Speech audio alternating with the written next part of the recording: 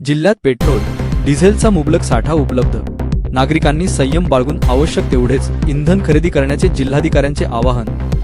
जिल्ह्यात पेट्रोल आणि डिझेलचा पुरवठा पूर्णपणे सुरळीत असून नागरिकांनी कोणत्याही अफवांवर विश्वास ठेवू नये. संयम बाळगून आवश्यक तेवढेच इंधन खरेदी करावे असे आवाहन जिल्हाधिकारी योगेश कुंभेजकर यांनी केले आहे. जिल्ह्यात इंधनाचा मुबलक साठा उपलब्ध असून पेट्रोल पंपांवर गर्दी न करण्याचे प्रशासनाने स्पष्ट केले आहे.